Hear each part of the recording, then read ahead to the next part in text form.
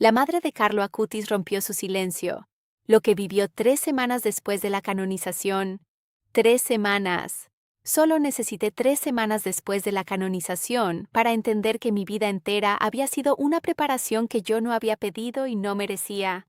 Estaba sentada en la misma silla donde me había sentado cada tarde durante 18 años. La misma silla de madera, junto a la misma ventana, con la misma luz de Milán cayendo sobre el mismo escritorio. Pero sobre ese escritorio, esa mañana de octubre de 2025, había algo que no debería existir. Una carta, con la letra de mi hijo, fechada en el año 2006. No era una carta que yo no hubiera visto antes. Era una carta que yo misma había guardado. La había guardado doblada en 3 partes, dentro de un sobre sin sellar, metida entre las páginas de su primer misal.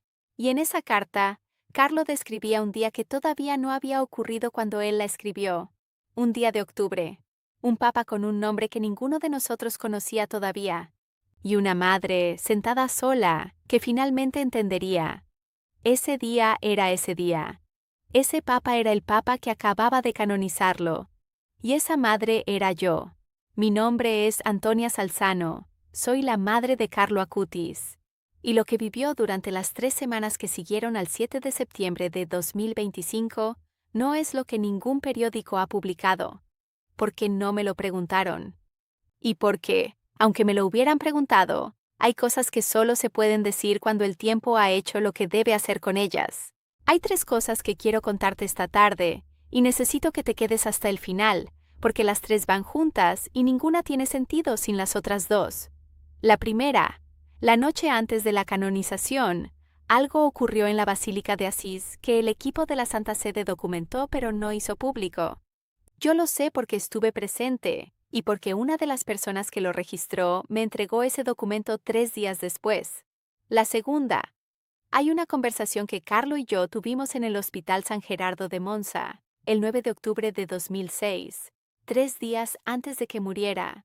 Una conversación en la que él me dijo algo que en ese momento no comprendí, y que el 7 de septiembre de 2025 se cumplió con una precisión que todavía me cuesta respirar cuando la recuerdo.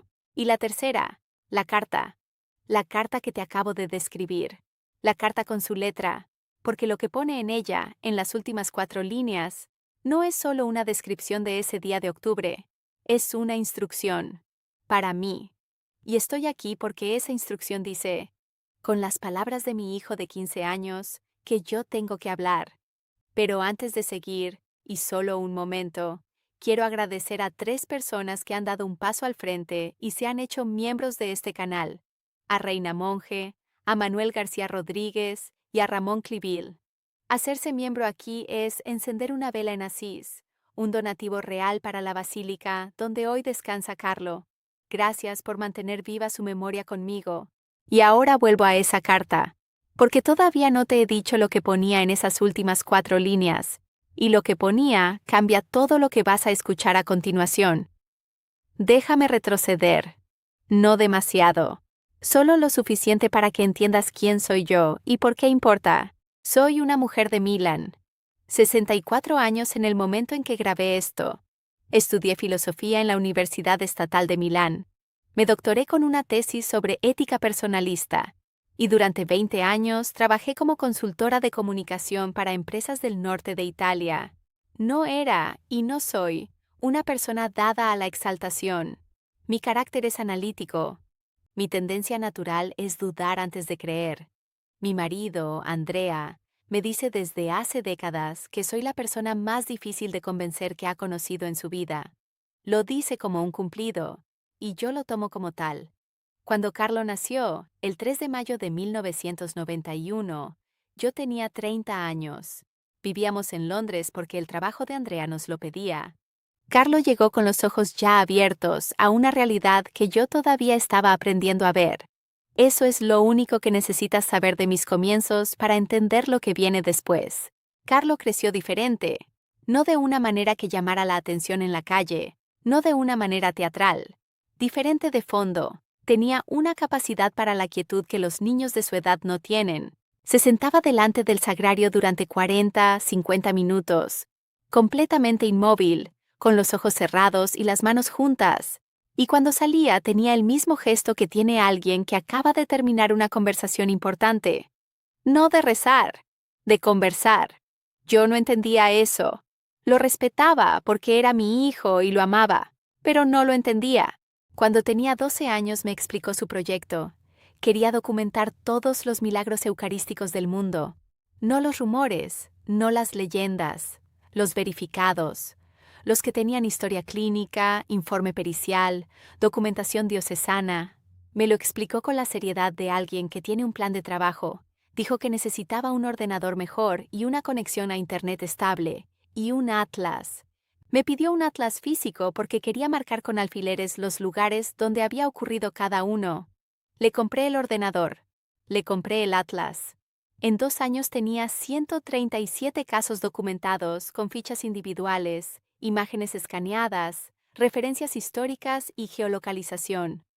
Tenía 14 años. El atlas tenía en ese momento 137 alfileres de colores distribuidos por 42 países. Ese atlas todavía existe. Está en la habitación de Carlo, en Milán, exactamente donde él lo dejó. Y hay algo en ese atlas que nadie, hasta donde yo sé, ha mencionado públicamente. Hay un alfiler diferente a todos los demás. No está en ningún lugar documentado como milagro eucarístico. Está en una ciudad de Italia, en una basílica específica, y no tiene la etiqueta que tienen todos los demás. Tiene solo una fecha, escrita con su letra. La fecha es el 7 de septiembre de 2025. La puso allí en marzo de 2006, 7 meses antes de morir, 19 años antes de que esa fecha tuviera algún significado para cualquier persona en el mundo. El diagnóstico llegó el 28 de septiembre de 2006. Leucemia promielocítica aguda, tipo M3. Carlo tenía 15 años y 2 semanas. El hematólogo del Hospital San Gerardo de Monza, el doctor Luigi Facio, nos explicó que era una forma agresiva pero tratable en el 72% de los casos, si se iniciaba el protocolo AIDA de forma inmediata. AIDA. Ácido transretinoico más trióxido de arsénico. Estábamos dentro del margen. Tenía posibilidades reales. Carlo escuchó al médico con atención completa. No interrumpió. Cuando el doctor Facio terminó, Carlo hizo 3 preguntas. La primera, ¿cuántos días de hospitalización preveía el protocolo? El médico dijo entre 30 y 45. La segunda, si podría recibir la comunión diaria durante la hospitalización. El médico lo miró un segundo y dijo que sí, que arreglaría eso.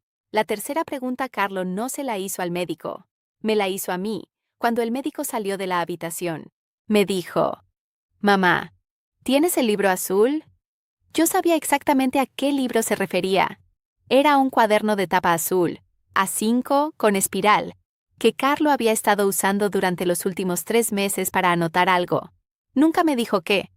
Yo lo había visto sobre su escritorio varias veces, pero nunca lo había abierto. No era algo que Carlo me hubiera dicho que no hiciera. Era simplemente algo que yo entendía que no debía hacer. Le dije que el libro estaba en casa, en su habitación. Carlo asintió y me dijo algo que ese día interpreté como la petición de un niño enfermo que quiere tener sus cosas cerca. Me dijo, «Tráelo. Y cuando me lo traigas, no lo abras. Guárdatelo tú. Y no lo abras hasta que llegue el momento». Le pregunté cuándo sería ese momento. Carlo me miró con esa quietud que tenía y dijo, «Lo sabrás. Habrá una señal muy clara. El libro te lo explicará todo, mamá. Pero tienes que esperar a que llegue el momento, porque si lo abres antes no va a tener sentido». Guardé el libro. Lo traje al hospital al día siguiente. Carlo lo tuvo en sus manos durante 3 minutos. Lo sostuvo contra su pecho con los ojos cerrados. Y me lo devolvió. Lo puse en mi bolso. Estuvo en mi bolso. Y luego en un cajón específico de mi escritorio. Durante 19 años. Lo abrí el 29 de septiembre de 2025. 3 semanas después de la canonización. Pero eso todavía no te lo cuento, porque antes de llegar ahí necesito contarte lo que pasó en el hospital. Lo que Carlo me dijo el 9 de octubre. El 9 de octubre de 2006 era un miércoles. Llevaba a Carlo 12 días hospitalizado. El protocolo había comenzado, pero en los últimos 4 días, sus valores habían empeorado de manera que el equipo médico no esperaba. El conteo de glóbulos blancos, que el 28 de septiembre estaba en 87,000 por microlitro, había subido a 104,000 el 3 de octubre y a 116,000 el 7. La respuesta al AIDA no estaba siendo la esperada. El doctor Facio convocó a Andrea y a mí el 8 de octubre por la tarde para hablar de opciones secundarias. Ese miércoles 9 de octubre yo llegué a las 9 de la mañana. Carlo estaba despierto. Había recibido la comunión a las 8, como cada día. Estaba incorporado en la cama, con la tablet sobre las piernas, trabajando en algo. Me acerqué a saludarlo y vi que estaba actualizando una de las fichas de su catálogo de milagros eucarísticos. Lanciano, Italia, el milagro del año 750. Había añadido 3 referencias bibliográficas nuevas que había encontrado no sé cómo desde una cama de hospital. Le pregunté cómo había dormido. Me dijo, bien, he soñado con el lugar. Le pregunté qué lugar. Carlo dejó la tablet sobre la manta, cruzó las manos y me miró directamente, con esa mirada que no era de un niño de 15 años, con esa mirada que me había hecho sentir, a veces, que él sabía cosas que yo no sabía. Me dijo, Asís, mamá, he soñado con Asís. Voy a estar allí, y un día tú también vas a estar allí, y va a ser un día muy grande. Va a haber mucha gente, va a haber un papa con un nombre nuevo, y ese día tú vas a entender todo. Yo pensé que estaba delirando. Miré el soporte de suero, revisé mentalmente si alguno de los medicamentos podía causar alucinaciones. Le tomé la mano. Le dije que descansara. Carlos sonrió. No con la sonrisa de un niño que acepta que su madre no le cree, con la sonrisa de alguien que ya sabe cómo va a terminar la conversación. Me dijo, ya sé que no lo entiendes ahora, no pasa nada, el libro te lo explicará, pero cuando llegue ese día, mamá, quiero que sepas una cosa antes de que ocurra todo. Lo que vas a sentir no es tristeza, es gratitud. Es exactamente lo que se siente cuando ves que algo era verdad desde el principio. 3 días después, el 12 de octubre de 2006, a las 6:43 de la tarde, Carlo murió. 19 años. Eso es lo que tardé en abrir el libro azul. No porque me olvidara, no porque lo perdiera. Lo tenía. Siempre supe exactamente dónde estaba. El primer cajón del lado izquierdo de mi escritorio, en el fondo, debajo de una carpeta de documentos que raramente necesitaba abrir. Lo veía varias veces al año. Lo tocaba. A veces lo sacaba y lo sostenía durante un momento con las manos antes de volver a guardarlo. Pero cada vez que lo sostenía, la misma sensación. No es el momento. Todavía no. En 14 años de análisis psicológico, mi terapeuta me dijo 3 veces que era un mecanismo de duelo atípico pero comprensible, que preservar el libro cerrado era una forma de mantener viva una promesa, que cuando estuviera lista, lo abriría. Tenía razón, pero se equivocaba en una cosa. No lo abriría cuando yo estuviera lista. Lo abriría cuando llegara la señal. La señal llegó el 7 de septiembre de 2025. Ese día era la canonización de Carlo. En el Vaticano, bajo el sol de las 9 de la mañana, el Papa León XIV pronunció las palabras que lo inscribían en el catálogo de los santos de la Iglesia Católica Universal. León XIV. Un papa con un nombre nuevo. Un nombre que no habíamos escuchado en siglos. Y yo estaba allí, de pie, con Andrea a mi lado, con los ojos cerrados en el momento exacto en que el Papa dijo el nombre de mi hijo. Y en ese instante, no sé cómo describirlo sin que suene a algo que no fue, en ese instante sentí exactamente lo que Carlo me había prometido que sentiría. No tristeza, gratitud. Una gratitud tan física, tan concreta, tan limpia, que me agarré del brazo de Andrea porque las piernas no me sostenían. Andrea me preguntó si estaba bien. Le dije, ahora sé cuándo abrir el libro. Esa noche, en el hotel de Roma, no dormí. No porque estuviera angustiada, porque estaba esperando. Hay una diferencia enorme entre esas dos cosas. Volví a Milán el 9 de septiembre. Dejé la maleta sin deshacer. Fui directo al escritorio, abrí el cajón, saqué el libro, y entonces paré. Porque sentí que no era todavía el momento, que quedaba algo. Lo puse sobre el escritorio y lo dejé allí durante 20 días.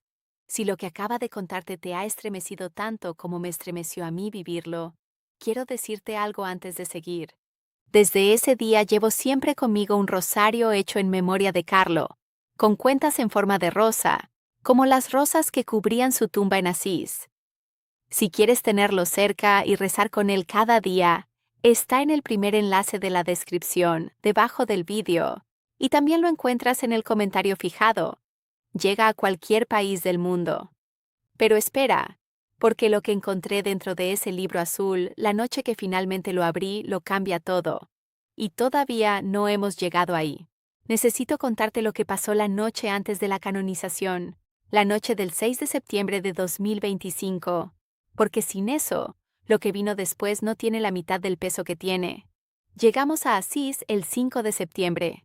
La canonización iba a celebrarse en Roma el día 7, pero queríamos pasar primero por la Basílica de Santa María de los Ángeles, donde Carlo descansa. Queríamos estar con él antes del gran día. Queríamos, en silencio y sin cámaras, simplemente estar. La basílica recibió ese día a varios miles de personas, peregrinos de todo el mundo que habían llegado para la misma razón. Había grupos de Brasil, de Costa Rica, de México, de Estados Unidos, de Polonia, de Filipinas. Había familias con niños pequeños. Había personas en silla de ruedas. Había religiosas con hábitos que no reconocí. Había una cantidad de jóvenes, de 18 a 25 años, una cantidad que no esperaba, con teléfonos en la mano fotografiando la tumba de cristal donde descansa el cuerpo de Carlo. Mi hijo descansa en una urna de vidrio. Su cuerpo fue exhumado en 2019, 16 años después de su muerte, y fue encontrado íntegro en condiciones que los peritos de la diócesis de Asís documentaron en un informe de 43 páginas. Íntegro no es una exageración piadosa, es el término técnico que aparece en el informe. Yo leí ese informe, página por página. La noche del 6 de septiembre, después del cierre oficial de la basílica, un pequeño grupo de personas relacionadas con el proceso de canonización fue autorizado a permanecer en el interior durante una hora adicional. Yo estaba en ese grupo. Andrea también. Había además 2 postuladores de la causa, un representante de la Congregación para las Causas de los Santos, un fotógrafo oficial de la Santa Sede y 2 miembros del equipo de seguridad vaticano. Éramos 9 personas en total. Nos quedamos en silencio. Algunos rezaban. Yo estaba arrodillada a 2 metros de la urna, con los ojos en el rostro de Carlo a través del cristal, con las manos cruzadas, pensando en la mañana siguiente, en el viaje a Roma, en las palabras del Papa que todavía no había escuchado pero que ya podía casi oír. Fueron 47 minutos. Y entonces ocurrió algo que los 9 vimos, que 4 de los 9 registramos con algún tipo de instrumento, y que uno de esos 4 me entregó en documento 3 días después. El fotógrafo oficial de la Santa Sede, cuyo nombre voy a respetar sin mencionar porque él no me ha dado permiso explícito para hacerlo público, estaba situado a mi izquierda, a unos 4 metros de la urna. Tenía una cámara profesional con sensor de temperatura integrado. Utilizaba ese instrumento para medir las condiciones de luz ambiental y temperatura antes de cada exposición. A las 10:22 de la noche, ese sensor registró una variación de temperatura localizada en la zona inmediatamente adyacente a la urna. El rango habitual de temperatura interior de la basílica en esa hora y esa fecha es de 20 a 21 grados centígrados. El sensor registró, en un radio de aproximadamente 80 centímetros alrededor del extremo norte de la urna, una temperatura de 26 grados con 4 décimas. Un incremento de 5 grados con 4 décimas en una zona sin fuente de calor identificable, sin luz directa, sin presencia humana próxima en ese radio.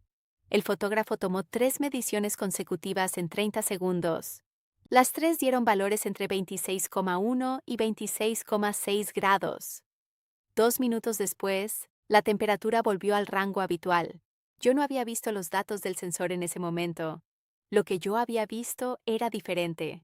Había visto, a través del cristal de la urna, en el intervalo de esos 2 minutos aproximados, lo que puedo describir solo como una variación en la calidad de la luz que caía sobre el rostro de Carlo. No era una luz que viniera de fuera. Era más parecido a cuando cambia el ángulo de una vela, ese momento en que la llama da una pequeña oscilación y el rostro que ilumina parece moverse. Pero no había velas encendidas en ese radio. Las velas más próximas estaban a más de 3 metros. 3 de las otras 8 personas presentes me dijeron después que habían notado algo similar. Usaron palabras distintas. Uno dijo, un cambio en el aire. Otro dijo, como si algo se hubiera posado ahí.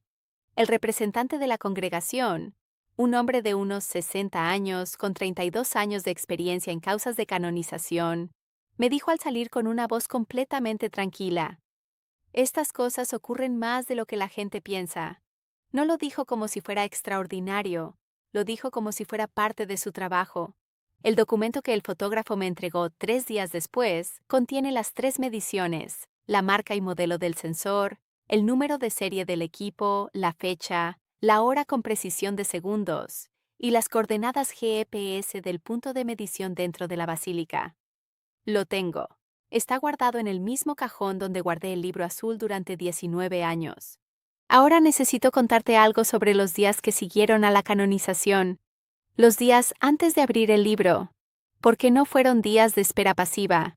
El 8 de septiembre, un día después de la canonización, comencé a recibir mensajes. No es inusual. Después de un evento de ese tipo, la comunicación con personas que conocen a la familia se multiplica. Pero entre esos mensajes había uno que no esperaba. Era de Beatriz Valverde, la madre de Valeria Valverde. Valeria Valverde es la joven costarricense cuya curación de un traumatismo craneal severo, ocurrida en 2022, fue reconocida como el segundo milagro de Carlo y permitió su canonización.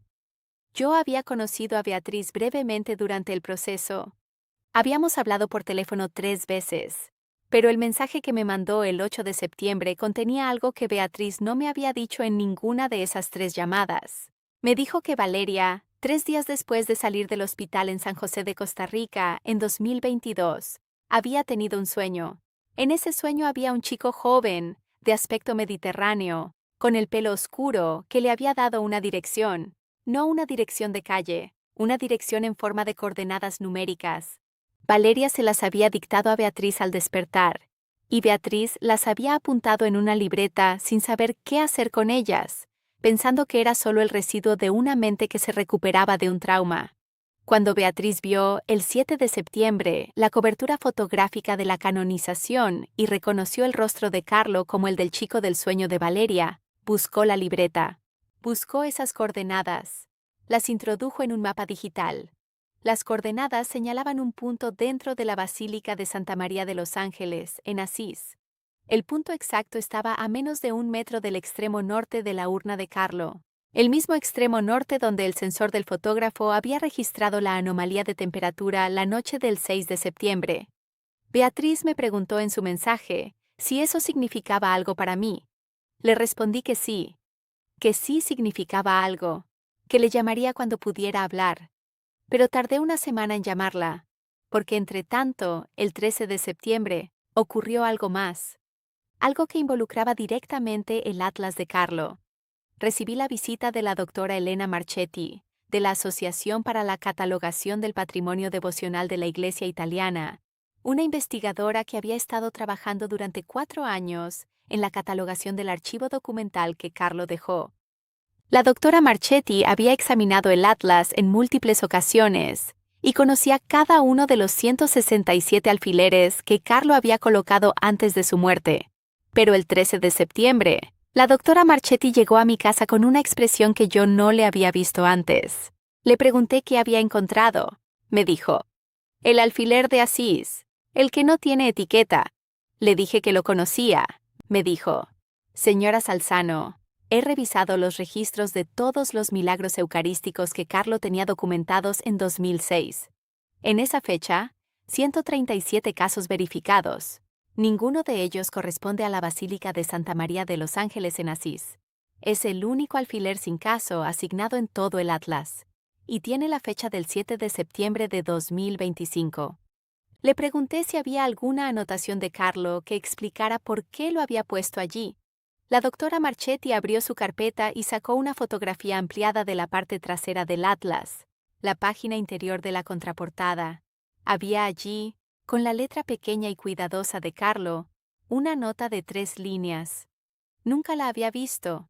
Era posible que estuviera allí desde el principio y que nadie hubiera pensado en mirar en la contraportada. La nota decía: este lugar todavía no tiene un milagro registrado. Lo tendrá. El milagro será el día de la fecha. La fecha es el día en que todos lo entiendan. 3 líneas. Con la letra de mi hijo de 14 años. Escrita, según la tinta y el papel, en el año 2005 o 2006. Antes de que él cayera enfermo. Antes de que ninguno de nosotros supiera que habría una canonización. Un Papa León XIV o un 7 de septiembre de 2025. Hay algo que puedes hacer si esta historia te está moviendo por dentro. Puedes encender una vela en Asís haciéndote miembro de este canal. Es un donativo real para la basílica donde descansa Carlo, y lo tienes en el segundo enlace de la descripción, debajo del video. Es tu manera de caminar en esto conmigo. Y ahora déjame contarte lo que descubrí en los días siguientes, porque empezaba a comprender que todos esos hilos, la temperatura, las coordenadas de Valeria, la nota en el atlas, apuntaban hacia el mismo lugar. Y ese lugar era el libro azul. El libro azul tiene 104 páginas. 83 están escritas. Las últimas 21 están en blanco. Las 83 páginas escritas están divididas en 3 secciones.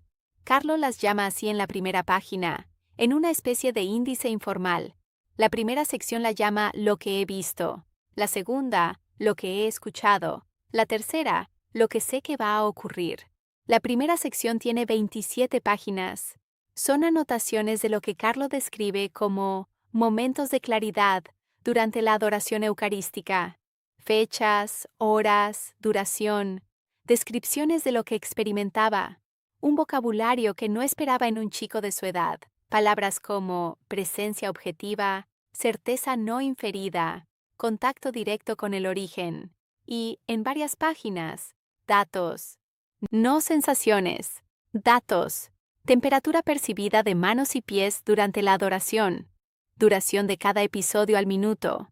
Número de veces que se repitió una experiencia específica en un periodo determinado. 23 episodios documentados entre noviembre de 2004 y agosto de 2006. Cada uno con su propia ficha de 3 puntos. ¿Cuándo? ¿Cuánto tiempo? ¿Qué percibió? La segunda sección tiene 39 páginas. Son transcripciones de lo que Carlo llama palabras recibidas durante esos episodios. No las presenta como revelaciones privadas, las presenta con una cautela que me sorprendió. Escribe al principio de esa sección: escribo esto no porque crea que debo guardarlo para mí, sino porque no entiendo todavía a quién va dirigido. Cuando lo sepa, se lo entregaré. Hasta entonces lo guardo. Y entre esas páginas, las que más me detuvieron, las que tardé 3 horas en leer porque tuve que parar varias veces para poder seguir respirando, eran las páginas sobre Asís. Carlo describe, en 4 páginas fechadas en febrero de 2006, un lugar de luz que reconoce como Asís. Lo había visitado con nosotros siendo pequeño. Describe la Basílica de Santa María de los Ángeles. Describe, con un detalle que no puede ser fruto solo de la memoria visual, la estructura interior del espacio donde hoy descansa. Describe una urna de cristal, aunque en 2006 esa urna todavía no existía. Describe un día de muchos cientos de miles de personas reunidas en el exterior, con banderas de colores. Describe un papa con un nombre antiguo que sonaba nuevo, como un nombre que ya existió antes, pero que hacía mucho tiempo que nadie usaba. Y describe a una mujer arrodillada. La describe así: una mujer mayor, de cabello claro, con los ojos cerrados y las manos cruzadas, arrodillada cerca de mí, que llora sin saber exactamente por qué llora, porque lo que siente no es tristeza, sino algo para lo que todavía no tiene nombre. Leí eso y tuve que cerrar el libro, porque esa descripción era exacta: el cabello, la postura, los ojos cerrados, las manos. Y la sensación, esa sensación para la que yo no tenía nombre la noche del 6 de septiembre y que Carlo llamaría, en las páginas siguientes, con una palabra que yo no esperaba encontrar escrita por un chico de 15 años. La llamó reconocimiento, no alegría, no paz, no amor, reconocimiento. como cuando alguien que has conocido desde siempre aparece de repente donde no esperabas encontrarlo, y la primera reacción no es sorpresa sino confirmación. Eso era lo que yo había sentido, y Carlo lo había escrito en febrero de 2006, 8 meses antes de morir, 19 años antes de que ocurriera. La tercera sección del libro azul, la sección que Carlo llama Lo que sé que va a ocurrir, 17 páginas. Las últimas 17 páginas escritas antes de las 21 en blanco. Las primeras 12 páginas de esa sección son predicciones con fecha, no vagamente formuladas, no ambiguas. Fechas concretas, lugares concretos. En algunos casos, nombres concretos. No voy a leer todas. No es el lugar ni el momento. Pero sí voy a decirte lo que he verificado hasta ahora, porque parte de ese proceso de verificación es lo que me ha ocupado en los 2 meses que han pasado desde que abrí el libro. Primera predicción verificada.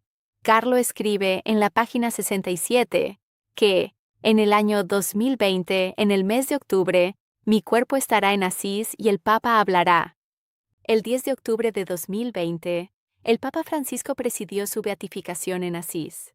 Su cuerpo estaba allí desde 2019. Segunda predicción verificada. Carlo escribe en la página 69 que habrá un niño en Brasil, en una ciudad al sur del centro, que tendrá el páncreas enfermo y que se curará sin explicación médica antes de sus 10 años. El primer milagro reconocido de Carlo fue la curación de Mateus, un niño de Campo Grande, Brasil, con una anomalía pancreática grave en 2013. Campo Grande está al suroeste de Brasil. Tercera predicción verificada. Carlo escribe, en la página 72, que habrá una joven en un país pequeño de América Central que sufrirá un golpe en la cabeza muy grave, y que esa curación será la que permita el último paso. Valeria Valverde, joven costarricense, traumatismo craneal severo, 2022. Costa Rica es exactamente eso. Un país pequeño de América Central.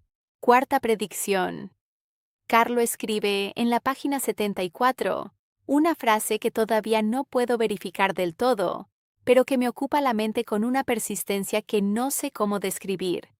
Escribe: habrá, en los años que sigan a mi día grande, alguien que leyendo lo que escribí aquí encontrará algo que no buscaba. No será un milagro físico. Será el milagro de entender que lo que uno cree que conoce es solo el borde de algo mucho más grande. Y luego, en las últimas 5 páginas de esa sección, está la carta. La carta no está en sobreseparado. Está integrada en las últimas páginas del cuaderno, como si Carlo hubiera decidido que era la conclusión natural de todo lo anterior. Está fechada el 20 de agosto de 2006. 6 semanas antes de que él recibiera el diagnóstico. La carta empieza así: mamá, y durante 4 páginas, Carlo me escribe sobre Asís, me escribe sobre el día que él sabe que va a ocurrir, me escribe sobre la sensación de reconocimiento que sabe que voy a sentir, me escribe sobre el libro y sobre por qué quiso que lo guardara sin abrirlo, porque, dice, si lo hubieras abierto antes, habrías buscado confirmaciones donde todavía no podían existir, y habrías dudado. Necesitabas que los hechos llegaran primero y las palabras después. Y en las últimas 4 líneas, las que te mencioné al principio de esta conversación, Carlo escribe lo siguiente: cuando llegues a estas líneas, ya sabrás todo lo que necesitas saber, y sabrás también lo que tienes que hacer. Tienes que contarlo, no como una madre que habla de su hijo, como un testigo que habla de algo que vio, porque eso es lo que eres, mamá, el testigo más cercano. Y los testigos tienen la obligación de hablar. Eso es lo que hace que yo esté aquí esta tarde, no mi deseo, su instrucción. Y sé exactamente lo que estás sintiendo ahora mismo, porque yo lo sentí en el momento en que leí esas líneas, y entendí que cada cosa que había ocurrido en mi vida desde octubre de 2006 había estado preparándome para este momento. Si quieres tener a Carlo contigo cada día, algo físico en las manos cuando reces, ese rosario del que te hablé antes está en el primer enlace de la descripción, debajo del vídeo, y también en el enlace de la biografía del canal. Cuentas en forma de rosa, para rezar con calma, para regalarlo a una madre, a una hija, a alguien que lo necesite. Llega a todo el mundo. Y antes de que terminemos, quiero contarte dónde estoy hoy, porque lo que Carlo me dejó escrito en ese libro no termina en la carta. Han pasado 2 meses desde que abrí el libro azul. 2 meses y 14 días, para ser exacta. En ese tiempo he hecho 3 cosas. La primera, he contactado a la Congregación para las Causas de los Santos y he notificado formalmente la existencia del cuaderno y su contenido. Les he enviado el documento del fotógrafo, las coordenadas de Valeria y las predicciones verificadas. La respuesta formal que recibí, firmada por un asesor de la congregación con 38 años de experiencia en el dicastero, dice en su tercer párrafo: el material que ha proporcionado es de una naturaleza que merece examen cuidadoso y sostenido. Le pedimos que preserve todos los documentos originales en condiciones controladas y que nos facilite acceso directo para una evaluación que se iniciará antes de que termine este año. Eso no es una validación. Quiero ser muy precisa en esto. Es una apertura de proceso, pero en el lenguaje de la congregación, una apertura de proceso para material presentado por la familia de un santo recién canonizado es significativa. La doctora Marchetti, que tiene 20 años de experiencia en estos procesos, me dijo que era una respuesta inusualmente rápida e inusualmente directa. La segunda cosa que he hecho, he llamado a Beatriz Valverde. Hablamos durante 1 hora y 40 minutos. Le leí las partes del cuaderno que describen a Valeria, sin decirle primero que estaban allí. Cuando terminé de leer la página 72, Beatriz tardó 13 segundos en responder. Conté los segundos. 13 segundos de silencio completo. Y luego me dijo, con una voz que no era la de una conversación ordinaria: Señora Salzano, Valeria soñó con él otra vez el 8 de septiembre. Me lo dijo al despertarse. Le pregunté qué había soñado y me dijo que el chico le había dicho una sola cosa. Ya lo sabe. El 8 de septiembre, el día después de la canonización. El día en que Beatriz me escribió por primera vez para contármelo de las coordenadas. Ya lo sabe. 2 palabras en el sueño de Valeria, en referencia a alguien que lo había sabido durante 19 años sin poder leerlo todavía. La tercera cosa que he hecho, he vuelto a Asís, el 16 de octubre, sola, sin Andrea, sin periodistas, sin documentalistas, sin nadie, solo yo y el cuerpo de Carlo detrás del cristal. Me arrodillé en el mismo lugar donde estaba la noche del 6 de septiembre, el mismo lugar donde el sensor registró los 26 grados con 4 décimas. El mismo lugar que las coordenadas de Valeria señalaban. Estuve arrodillada durante 41 minutos, en silencio, con el libro azul en las manos, cerrado, porque ya no necesitaba abrirlo. Ya sabía lo que contenía, y en algún punto de esos 41 minutos, en algún punto que no puedo situar con exactitud porque no estaba midiendo el tiempo, sentí algo que no voy a intentar explicar en términos físicos porque no los tengo. Sentí algo que si tuviera que ponerle el nombre más honesto que encuentro, lo llamaría presencia. No visión, no sonido, presencia. Como cuando alguien entra en una habitación a tu espalda y tú lo sabes antes de girarte, porque el espacio cambia de una manera que no puedes describir con instrumentos, pero que es absolutamente real. Me quedé quieta. No me giré. No hay nada detrás de mí en ese punto que me hubiera podido decir nada útil. Lo que estaba detrás de mí era el interior de la basílica. Lo que estaba delante de mí era el rostro de Carlo. Y entonces, con los ojos abiertos y completamente quieta, dije en voz muy baja, casi sin sonido. Lo conté. Y eso fue todo. 41 minutos. Silencio. Presencia. Y 4 sílabas. Pero en esas 4 sílabas estaban 19 años de guardar un libro que no debía abrir todavía. 15 años de vida de un hijo que supo cosas que no debería haber podido saber. Y una instrucción cumplida. Quiero hablar de Carlo un momento. No de sus milagros, no de sus predicciones, de él. Porque hay algo que no quiero que se pierda en todo esto. Algo que a veces siento que se pierde cuando la gente habla de santos y de fenómenos y de documentos con coordenadas GPS. Carlo era un chico de 15 años que escuchaba música, que jugaba a videojuegos, que tenía amigos normales, que comía pizza con demasiada prisa, que dejaba los calcetines en el suelo de la habitación con una consistencia que yo nunca logré vencer. Tenía una bicicleta roja. La tenía desde los 11 años y no quiso cambiarla aunque la cadena empezaba a dar problemas. Me dijo que le gustaba exactamente esa, con ese color específico y ese manillar ligeramente torcido hacia la derecha, por una caída que tuvo a los 12. Decía que la torcedura le recordaba que los accidentes no son el fin de nada. Tenía 12 peluches en una estantería de su habitación. Los conservó hasta los 15. No por sentimentalismo o no solo por eso.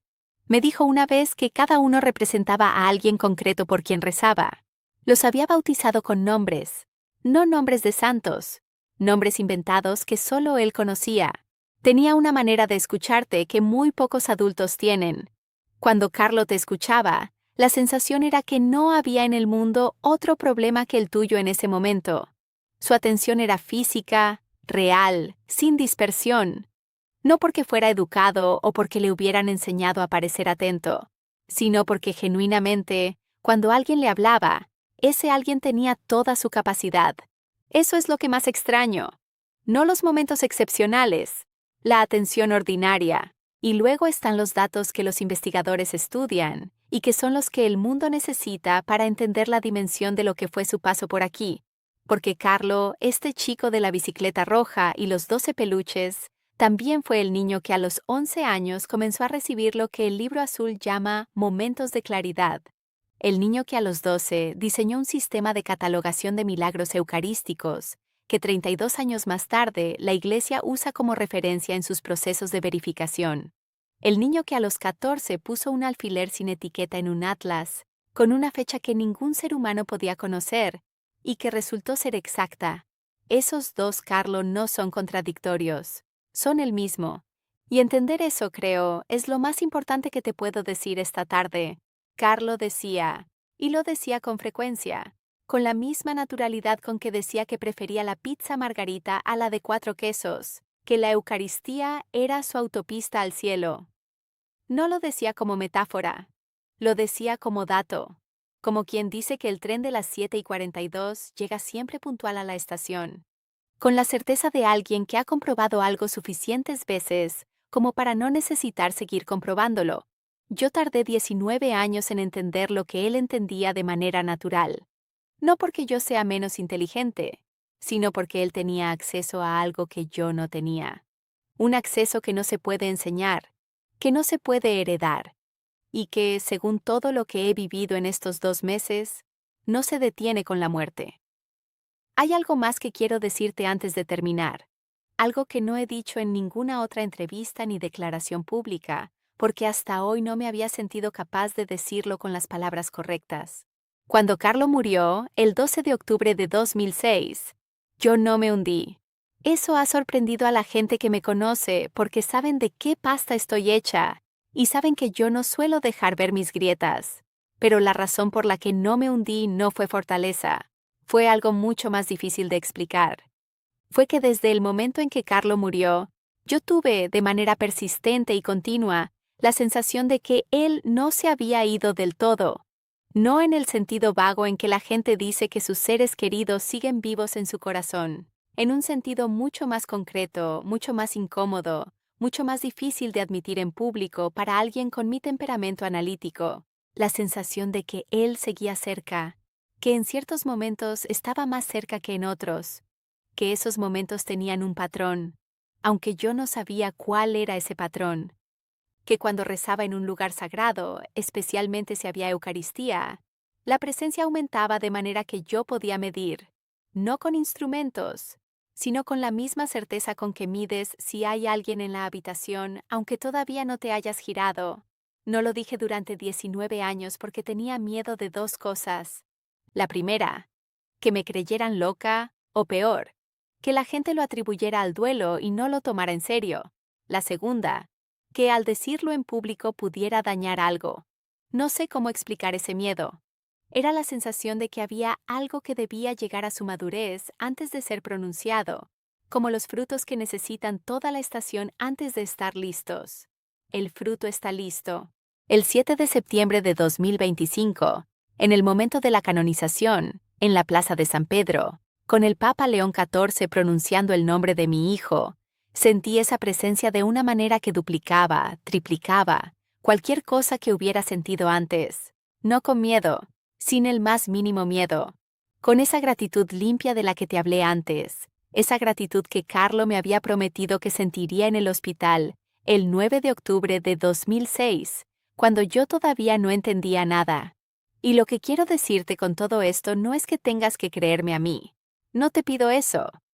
Lo que quiero decirte es que Carlo, este chico de 15 años con una bicicleta roja y un atlas con alfileres de colores y un libro azul con 83 páginas escritas, pasó por este mundo de una manera que nos deja evidencias, no sensaciones, evidencias, documentos, coordenadas, mediciones de temperatura, predicciones fechadas, fechas que se cumplieron.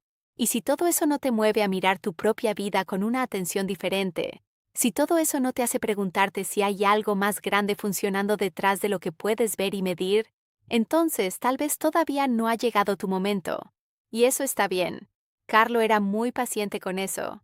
Yo también lo aprendí al final.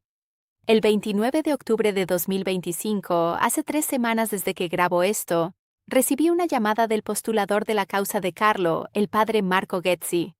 Me llamó para comunicarme que el material que envié a la congregación había sido catalogado formalmente como Documentación de Interés para el Archivo Hagiográfico del Beato Carlo Acutis, ahora San Carlo Acutis. La palabra que usó el padre Ghezzi, que tiene exactamente 31 años de experiencia en causas de santos, fue extraordinario. Lo dijo con una calma tan absoluta que tardé un segundo en entender que lo decía en el sentido técnico, no coloquial. Extraordinario, en el lenguaje de la congregación, significa fuera del orden ordinario. Significa que lo que documenté no entra en las categorías habituales. Significa que hay que abrir una categoría nueva. Me preguntó si estaría dispuesta a testificar formalmente. Le dije que sí. Le dije que para eso estaba aquí, que para eso existía el libro azul. El padre Ghezzi guardó un momento de silencio y luego me dijo algo que me ha acompañado desde entonces. Me dijo: Señora Salzano, en 31 años he visto mucho, pero no había visto nunca a un santo que dejara instrucciones escritas para el testimonio de su propia madre. Yo tampoco lo había visto, pero yo soy la madre de Carlo, y según todo lo que sé de él, no hay nada de eso que deba sorprenderme. Carlo siempre tuvo un plan, y siempre fue más organizado que todos los demás en la habitación. Hay una cosa más. La última, el libro azul, en las 21 páginas que están en blanco, tiene una sola anotación. No está al principio de las páginas en blanco, está en la última página del cuaderno, la página 104. En el reverso de esa última hoja, con la letra más pequeña que Carlo usó en todo el cuaderno, hay 3 palabras. Solo 3 palabras. Las 3 palabras son: sigue buscando más. No están dirigidas a mí. No hay encabezado, no hay firma. Son solo 3 palabras en el reverso de la última página de un cuaderno que un chico de 15 años llenó con 17 meses de experiencias que exceden todo lo que yo soy capaz de explicar. Y esas 3 palabras, cada vez que las leo, y las he leído 42 veces desde el 29 de septiembre, me hacen sentir 2 cosas simultáneamente. La primera, que hay más, que lo que he contado aquí esta tarde es el principio de algo, no el final, que las páginas en blanco no son páginas vacías, sino páginas que todavía no tienen la historia que va en ellas. Y la segunda, que esas palabras no son solo para mí. Sigue buscando más, sin destinatario, en blanco, como una invitación abierta, como si Carlo las hubiera escrito sabiendo que algún día llegarían a oídos de personas que nunca lo conocieron en vida, que nunca estuvieron en su habitación, que nunca vieron el atlas con los alfileres de colores o la bicicleta roja con el manillar ligeramente torcido, personas que tal vez llevan años buscando algo que no saben nombrar, personas que sienten que hay algo más pero no saben dónde mirar, personas que tienen, en algún cajón de algún escritorio, su propio libro azul que todavía no han abierto. Carlo te dice lo mismo que me dijo a mí: el momento llegará, y cuando llegue, lo sabrás. No habrá duda, habrá solo reconocimiento. Eso es todo lo que tengo para decirte hoy. Y es todo lo que Carlo me dijo que necesitaba decir. Gracias por quedarte. Gracias por escuchar. Y si conoces a alguien que necesita escuchar esto, no esperes.